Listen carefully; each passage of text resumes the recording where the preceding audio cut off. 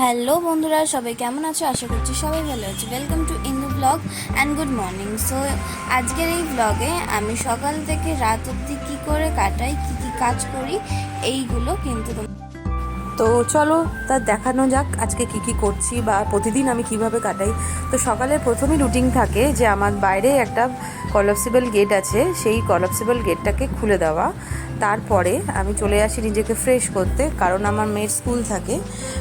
তো স্কুলটা আমি কোনোদিনও কামাই ওকে করাই না, খুব প্রয়োজন না হলে। তো প্রতিদিনের কাজটাই আমি একই রকম থাকে।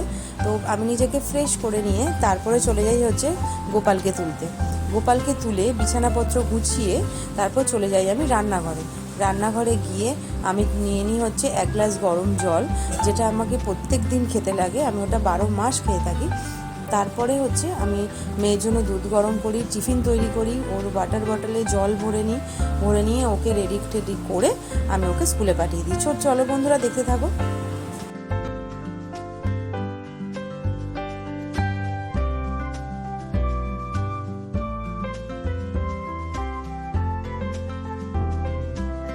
তো বাড়িতে চলে আসলাম। বাড়িতে আসার পথে প্রতিদিনই বলতে পারো আমি একটু বাজার হাট করে নিয়ে আসি। ফুল কেনার থাকে, ঠাকুরের কিছু মিষ্টি কেনার থাকে, এটা প্রতিদিনই আমি করে থাকি। বাড়িতে এসে অল্প বিস্তর কিছু কাজ করে নিয়ে স্নান করে পুজো টুজো করে ঘরদোর পুছে নিয়ে তারপরে চলে যাই পুজো করতে। তারপরে চলে যাই হচ্ছে রান্না। তোমাদের দাদা খেয়ে দিয়ে লাঞ্চ করেই একেবারে বেরোয়। তো তার আগেই আমাকে এতগুলো কাজ সামলে নিতে হয়, সামলিয়ে নিয়ে তো চলে যেতে হয়।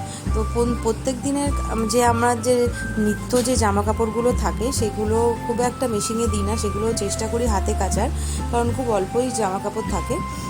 তো তারপরে চলে আসি রান্নাঘরে এসে সবজি টবজিগুলো ভালো করে ফ্রিজে রেখে চলে যাই হচ্ছে দুপুরে লাঞ্চের জন্য রেডি করতে। দেখো লাঞ্চটা আমি এখানে রেডি করছি।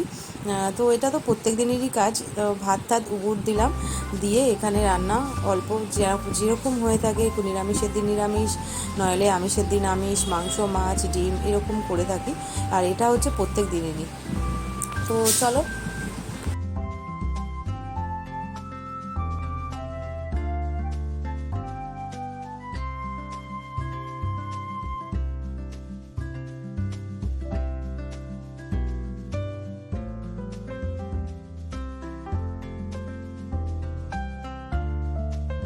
তো আমার লাঞ্চের প্রিপারেশন হয়ে গেছে, তোমার দাদাও খেয়ে বেরিয়ে গেছে। এরপরে আমি রান্নাঘরটাকে ভালো করে পরিষ্কার করে নিই। আর বন্ধুরা, এটা সত্যি প্রতিদিনই আমি করে থাকি।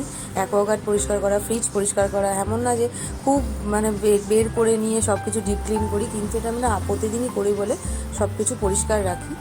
কারণ জানোই তো যে রান্নাঘরটা হচ্ছে এমন একটা জায়গা যেখানে আসলে আমার খুব শান্তি লাগে, কারণ আমার রান্না করতে খুবই ভালো লাগে। তো দেখো পুরো পরিষ্কার, আমি প্রত্যেক দিনই এরকম করে পরিষ্কার পরিচ্ছন্ন রাখার চেষ্টা করি যতটা পারি, যাতে মনও ভালো থাকে কিচেনে গেলে। তো তারপরে মেয়েকে স্কুল থেকে নিয়ে এসে ওকে ঘুম টুম পাড়িয়ে উঠে ওকে একটুখানি পড়াশোনাটা দেখিয়ে দিয়ে তারপর ওকে নিয়ে যেতে হয় হচ্ছে ওর অ্যাক্টিভিটিসে। দেন আমি চলে আসলাম রান্নাঘরে সন্ধ্যাবেলা একটু চা খেতে। আজকে একটু দুধের চা খাবো। দুধের চাটা একটুখানি কড়া করে না হলে ভালো লাগে না। এমনিতে আমি সকালবেলায় গ্রিন টি মানে লিকার যে চা হয়, লাল চা যেটা, সেটা খাই। তো আজকে একটু মনে হলো যে একটু দুধ চা খাই, তো একটু দুধ চা করলাম। একটু আদা তারপরে এলাচ দিয়ে একটু দুধ চা করে খেলাম, বেশ ভালোই লাগে। কারণ চা হচ্ছে মানে আমি হচ্ছি চা প্রেমিক, আমার চা খেতে ভীষণ ভালো লাগে। তো যেখানেই যাই না কেন আমি একটু চা খুঁজি, ওই কোল্ড ড্রিঙ্কস বা অন্য কিছু আমার ভালো লাগে না। তো চলো বন্ধুরা, এরপরে রয়েছে রাতের ডিনারের প্রিপারেশান আছে, তারপরে তোমাদের আস্তে আস্তে দেখাচ্ছি। তো চলো।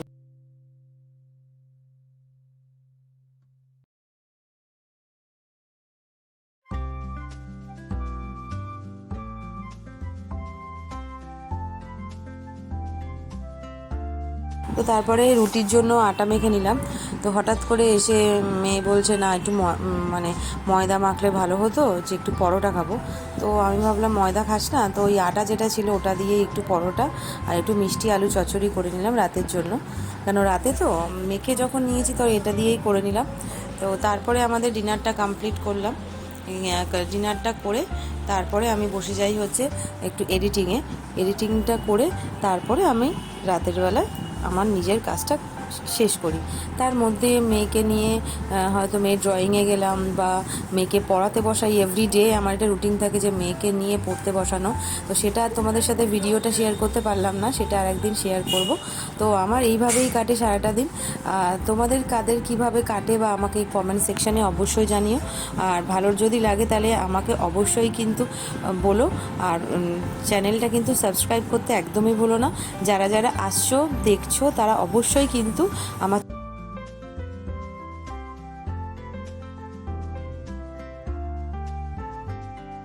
চ্যানেলটাকে কিন্তু অবশ্যই সাবস্ক্রাইব করে যেও। তো চলে আসলাম হচ্ছে ডিনারে। তো ডিনারটা আজকে খুবই ভালো ছিল, হালকার মধ্যেই ছিল একটুখানি হয়তো, কারণ আমি যখন আমার পরোটাটা করেছিলাম তখন আমি এতটা তেলে ভাজিনি, আমি অল্পই এমনি চাটুর মধ্যে যা সেঁকে নিয়েছিলাম। আর ওদেরটা যারা বাবা মা হাজব্যান্ড মেয়ে ওরা যারা খেয়েছিল তো ওদেরটা একটু তেলে ভেজে দিয়েছিলাম, কারণ আমি খুব একটা অয়েল ওরকম করে খাই না। তো ভালোই লাগলো খেতে। আর আমার ব্লগটা আমি আর বেশি দূর টানলাম না, এখানেই আমি ব্লগ শেষ করছি। তোমাদের কেমন লাগছে আমাকে কিন্তু অবশ্যই জানিও। ভালো লাগলে কিন্তু লাইক কমেন্ট শেয়ার করো। আর বন্ধুরা সাবস্ক্রাইব করতে কিন্তু একদমই ভুলো না। তো দেখা হচ্ছে তোমাদের সাথে আবার একটা নেক্সট ব্লগে। ততক্ষণের জন্য সবাই ভালো থেকো, সুস্থ থেকো, আর সবাই সাবধানে থেকো। দেখা হচ্ছে, টাটা, বাই বাই।